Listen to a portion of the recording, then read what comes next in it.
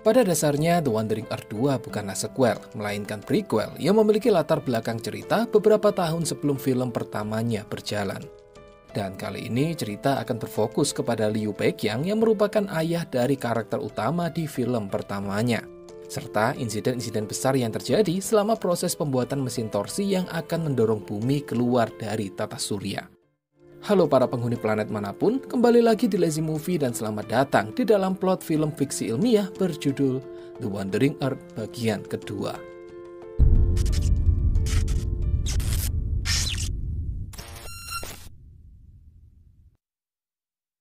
Seperti yang telah diceritakan dalam film pertamanya, di mana bumi mulai mengalami kekeringan serta kebakaran hutan yang melanda di seluruh dunia akibat sebuah bencana dahsyat yang dikenal sebagai krisis matahari.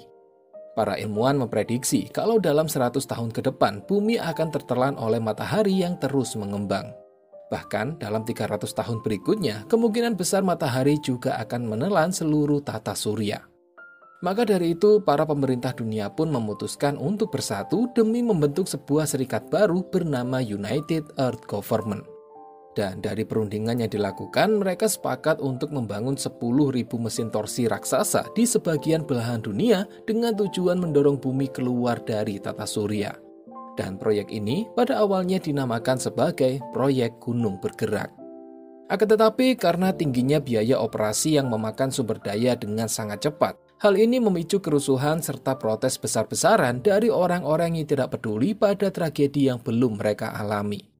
Bahkan protes ini semakin memburuk setelah UEG melarang adanya proyek kehidupan digital atau disingkat dengan DLP. Sebuah proyek ambisius yang dikembangkan oleh kelompok ilmuwan oposisi yang percaya kalau masa depan manusia ada di dalam komputer. Di mana program DLP ini memungkinkan seseorang untuk memindahkan pikiran atau ingatan mereka ke dalam sebuah data yang kemudian diunggah ke dalam jaringan internet.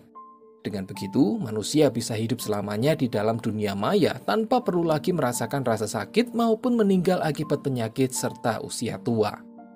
Dan karena sumber daya banyak dipakai oleh UEG untuk membangun mesin torsi, pengembangan proyek DLP ini pun akhirnya dihentikan. Yang kemudian membuat kelompok radikal pendukung proyek DLP tersebut lantas melemparkan serangan teror ke berbagai markas UEG yang ada di berbagai dunia. Dan meski serangan itu tidak memberikan dampak signifikan, namun kerusakan yang diterima bisa dibilang cukup parah.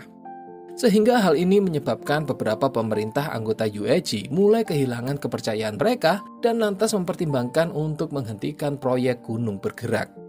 Akan tetapi, Duta Besar Tiongkok berhasil meyakinkan semua orang agar terus melanjutkan bagian pertama dari proyek tersebut karena dinilai akan bisa membantu meningkatkan moral masyarakat.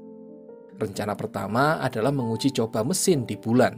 Karena pada dasarnya UEG juga ingin menjauhkan bulan dari bumi guna melepaskan tarikan gravitasinya. Banyak orang yang mulai dilatih sebagai astronot untuk menjalankan tugas ini. Dan salah satunya adalah Liu Beiqiang, seorang mantan pilot angkatan udara yang saat itu tiba di pangkalan yang sedang dikelilingi oleh para pengunjuk rasa.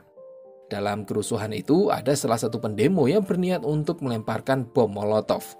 Beruntung usaha tersebut berhasil digagalkan oleh seorang wanita peserta pelatihan bernama Han Duo yang seketika itu membuat Liu menjadi sangat terkesan. Dia bahkan mulai membayangkan memiliki masa depan dengan wanita itu. Berikutnya, para personel menjalani tes pertama mereka dengan menaiki sebuah lift luar angkasa, di mana lift ini adalah struktur tertinggi dalam sejarah umat manusia yang dibangun untuk jalan cepat menuju lokasi pembangunan bahtera, serta memberikan pengalaman kepada para kadet tentang bagaimana rasanya berada di luar angkasa.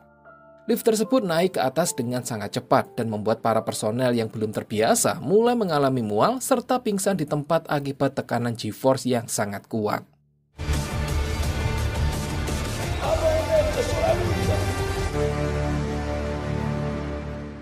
Sejak saat itu, semua kadet disibukkan dengan berbagai macam pelatihan, mulai dari pertarungan tangan kosong, penggunaan senjata api, serta perjalanan konstan di lift luar angkasa sampai mereka tidak pingsan lagi.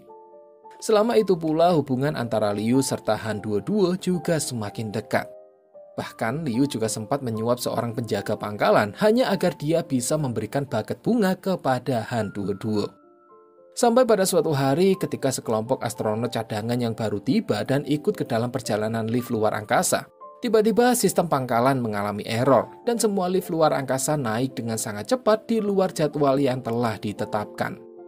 Di dalam lift sendiri, Liu bersama Han dibuat terkejut dengan beberapa kadet baru yang menggunakan seragam dengan nama yang sama seperti nama mereka. Ketika kadet aneh tersebut kemudian meretas sistem lift dan mengunci semua personel di kursi mereka. Bersama dengan ini, semua drone yang ada di pangkalan tiba-tiba terbang dengan sendirinya dan mulai menembaki pasukan yang ada di sana. Bahkan, para pilot pesawat tempur kesulitan untuk membalas serangan karena sistem rudal mereka mendeteksi kalau drone-drone tersebut adalah sekutu.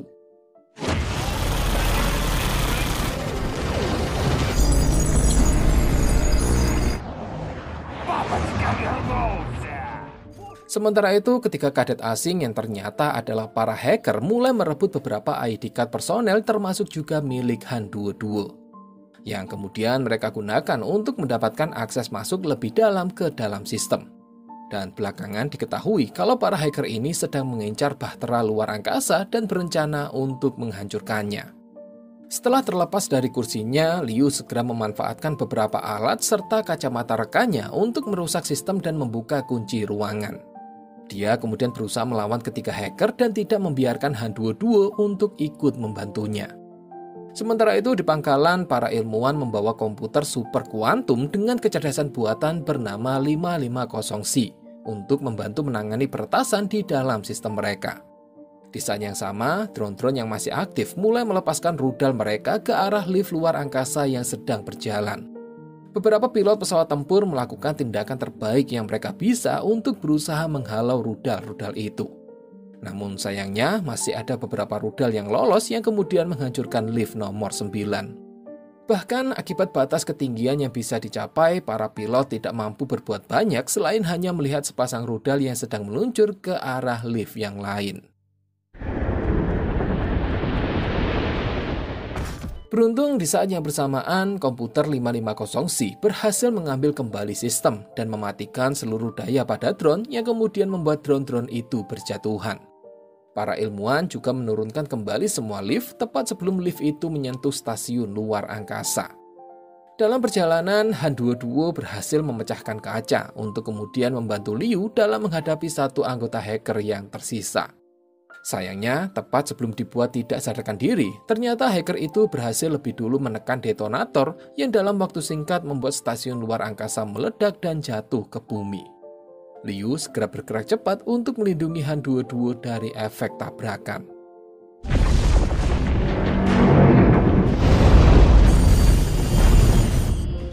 Akibat serangan itu, dikabarkan ada sekitar 3.000 nyawa melayang serta lebih dari 5.000 orang mengalami luka-luka. Dan serangan ini juga dinilai menjadi yang terburuk sepanjang sejarah, akibat jumlah korban serta dampak kerugian sumber daya yang disebabkan oleh jatuhnya stasiun luar angkasa. Bahkan, kini 91% warga Amerika mulai menuntut pemerintah UAG untuk segera mengembalikan serta memberikan izin penuh terhadap proyek DLP.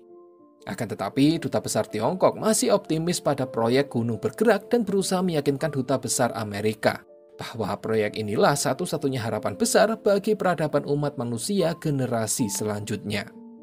Beberapa minggu kemudian, sejumlah kru dikirim ke bulan menggunakan tabung Cyrosleep untuk membantu menyelesaikan mesin torsi di sana. Salah satunya adalah seorang insinyur komputer bernama Heng Yu, yang begitu terbangun dia langsung memeriksa komputer super kuantum generasi berikutnya yang diberi nama 550A. Dia menggunakan komputer itu untuk berinteraksi dengan putrinya bernama Yaya, yang pada dasarnya putri Heng Yu ini sebenarnya telah mati. Heng Yu menggunakan teknologi kecerdasan pada komputer 550A untuk membuat video rekaman putrinya bisa kembali berinteraksi dengan dirinya seolah-olah putrinya itu masih hidup. Diketahui juga kalau Heng Yu dulunya bekerja pada proyek DLP. Namun setelah putrinya meninggal, dia memutuskan untuk masuk ke dalam proyek bulan ini dengan tujuan mendapatkan akses dari sistem komputer yang lebih cerdas yaitu 550C. Dia pikir dia bisa menggunakan komputer 550C untuk membuat video Yaya bisa berkembang lebih luas dengan durasi interaksi yang lebih lama.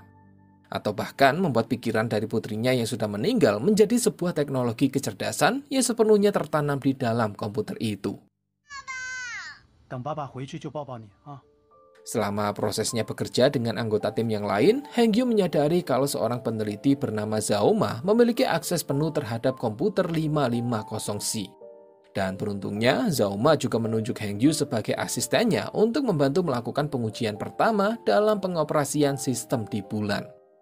Selama proses berlangsung, Zaoma memberi Hengyu salinan data digital pikirannya yang sebelumnya disita oleh perusahaan setelah proyek DLP resmi ditutup. Dan kini keputusan berada di tangan Hengyu, apakah dia ingin menghancurkan data tersebut atau justru menyimpannya. Hingga beberapa waktu kemudian, Zaoma akhirnya menyadari kalau Hengyu berhasil membuat sebuah video rekaman putrinya menjadi video interaksi yang nyata. Atau setidaknya, Hengyu telah berhasil menciptakan sebuah kecerdasan berbasis data pikiran anaknya sendiri yang telah meninggal. Hal ini membuat Zaoma menjadi sangat terkejut dan meminta Hengyu untuk merahasiakan teknologi itu dari publik. Karena kemungkinan besar tidak akan ada lagi orang yang memiliki keinginan untuk hidup di dunia nyata setelah mereka tahu bagaimana godaan besar hidup di dalam dunia digital. Pembicaraan itu kemudian membuat Hengyu mulai mengingat kembali tentang bagaimana hari kematian anaknya. Saat itu, Hengyu yang sedang berkendara bersama istri dan juga anaknya tanpa sengaja mengalihkan perhatiannya yang membuatnya tidak bisa menyadari adanya truk yang datang dari arah samping. Seketika istrinya meninggal di tempat, sedangkan Yaya masih dalam keadaan kritis dan memiliki beberapa menit lagi untuk hidup. Maka dari itu, Hengyu segera membawanya ke kantor DLP demi berusaha memindahkan kesadaran putrinya. Awalnya, organisasi DLP sempat tidak mau membantu Hengyu karena menganggap kalau teknologinya belum siap. Akan tetapi, Zaoma yang ternyata dulunya juga bekerja di sana memilih untuk bersedia membantu dengan memindahkan kesadaran Yaya ke dalam komputer 550A.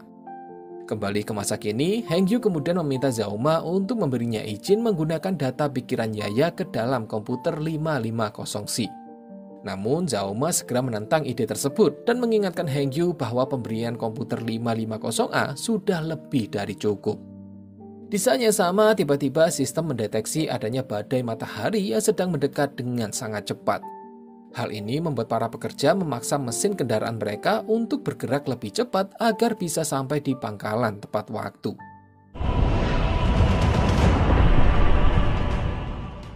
Sayangnya, meski semua orang berhasil selamat, namun komputer 550C menjadi hangus terbakar karena tidak sempat dipindahkan. Dan karena teknologi kecerdasan sangat dibutuhkan untuk meluncurkan proyek dalam 3 hari ke depan, Hengyu lantas menawarkan komputer 550A miliknya untuk menggantikan 550C. Rencananya, komputer itu juga akan diserahkan kepada para tim pengembang untuk menjadi acuan dalam mengembangkan komputer 550 generasi selanjutnya. Dan karena tidak memiliki pilihan lain, Zaoma pun menyetujuinya. Namun sebelum itu, Hengyu lebih dulu memindahkan kesadaran Yaya ke dalam sebuah hard drive. 3 hari kemudian, tim mulai melakukan uji coba untuk menyalakan mesin torsi pertama di bulan. Dan meski momen ini menjadi sangat menegangkan, namun kerja keras seluruh tim akhirnya terbayarkan setelah melihat bulan mulai mengalami perpindahan sudut meski dengan dampak yang cukup kecil. Keberhasilan itu secara tidak langsung juga membuat orang-orang di seluruh dunia mulai kembali percaya pada proyek gunung bergerak ini. Beberapa bulan berikutnya, giliran mesin torsi di bumi yang akan dilakukan uji coba. Awalnya semua layar menjadi hitam dan orang-orang mengira kalau proyek ini telah gagal. Namun tiba-tiba mereka merasakan tanah bergetar dan sinar terang mulai terlihat datang dari pangkalan astronot. Para ilmuwan di UAG mengkonfirmasi kalau bumi mengalami pergeseran sudut.